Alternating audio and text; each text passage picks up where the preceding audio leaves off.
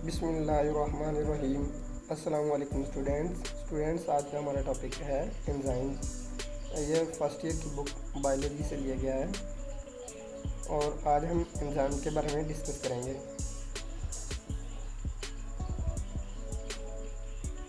तो एंजाइम की अगर डेफिनेशन के बारे में बात की जाए तो enzymes are the most biological active protein and increase the rate and efficiency of biological and biochemical reactions and are specific for each type of reaction। जो एंजाइम होते हैं वो बायोलॉजिकली एक्टिव प्रोटीन्स होते हैं और किसी भी बायोकेमिकल रिएक्शन की वो स्पीड को इंक्रीज कर देते हैं। Without enzyme life is impossible. तो एंजाइम के बगैर ज़िंदगी नामुमकिन है, क्योंकि अगर एंजाइम नहीं होंगे तो कोई भी रिएक्शन अपनी प्रॉपर स्पीड से रिएक्ट नहीं कर सकेगा और उसके प्रोसीड करने के लिए एक प्रॉपर एंजाइम का होना ज़रूरी है। तो अगर एंजाइम नहीं होती तो इस एंजाइम के बगैर लाइफ इम्पॉसिबल है।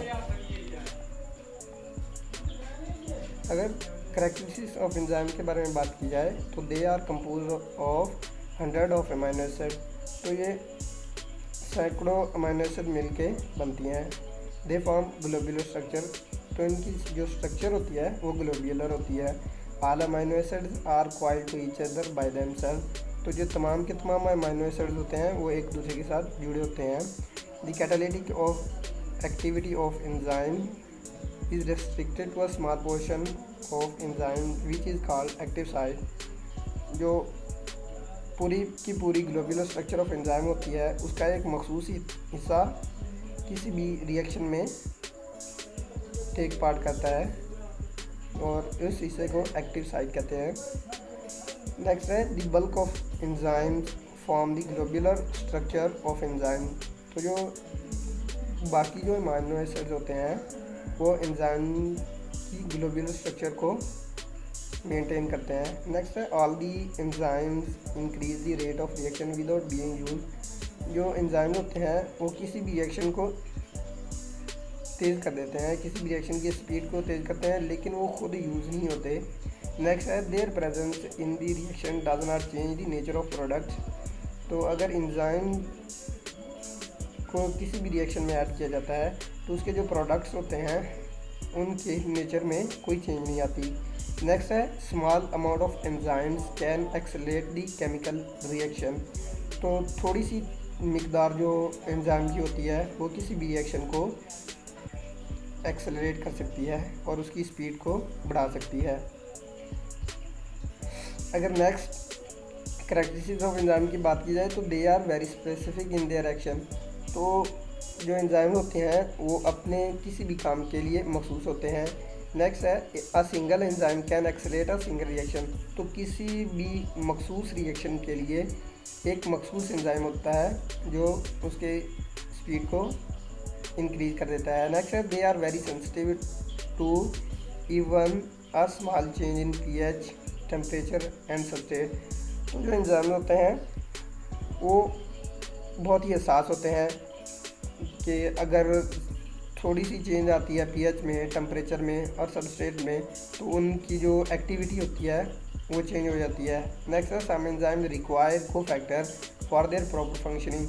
तो जो एंजाइम होते हैं, कुछ एंजाइम जो होते हैं उनकी प्रॉपर फंक्शनिंग के लिए उनको एक नॉन प्रोटीन पार्ट की ज़रूरत होती है जिसे कोफैक्टर कहते हैं। Next they lower the activation energy for reaction. तो एक मखसूस एनर्जी रिक्वायर होती है किसी भी रिएक्शन को स्टार्ट करने के लिए। तो जो एंजाइम होते हैं वो उस एनर्जी को डिक्रीज कर देते हैं, लोअर कर देते हैं।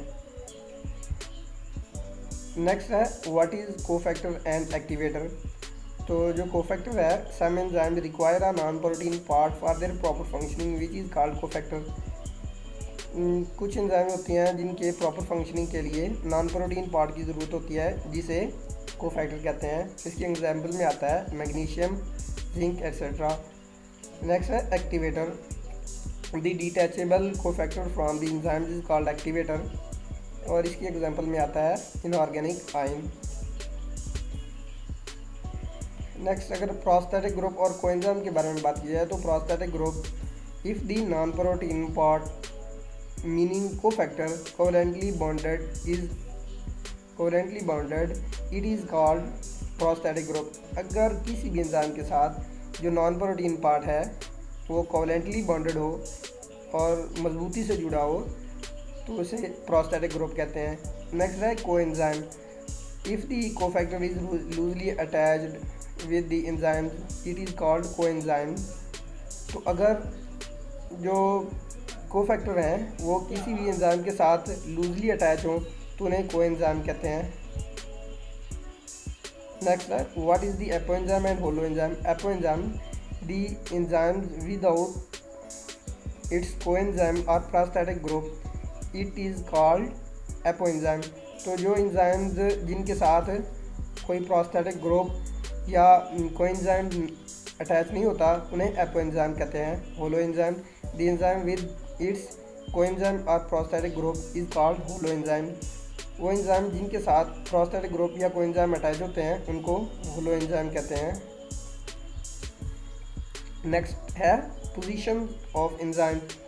जो एंजाइम होती हैं हमारी बॉडी में कहाँ कहाँ पाई जाती हैं और उनके क्या क्या फंक्शन होते हैं।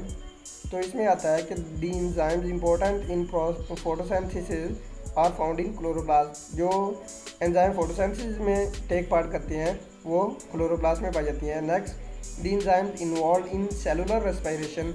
वो एंजाइम जो सेलुलर रेस्पिरेशन में टेक पार्ट करती हैं वो माइटोकॉन्ड्रिया में पाई जाती हैं। The enzymes involve in the synthesis of protein is found in ribosome. और जो एंजाइम्स